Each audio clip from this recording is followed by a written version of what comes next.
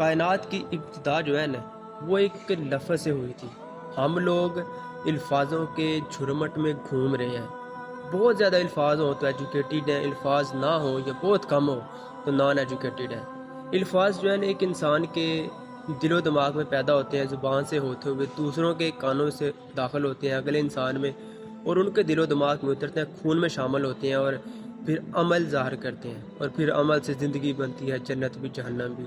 یہ الفاظ آپ کو جو ہے نا بغاوت پہ مجبور کر سکتے ہیں، آپ کو بگاڑ سکتے ہیں، آپ کو سدھار سکتے ہیں۔ الفاظ کی بھی بہت ساری ان کی نسلیں قسمیں ہوتی ہیں، ان کی الگ الگ قوالی کے الفاظ اور ہوتے ہیں، گانے کے اور، ڈراموں کے اور، فلموں کے اور، غزل کے اور، نظم کے اور، نثر کے اور، ان کی بہت ساری قسمیں ہوتی ہیں۔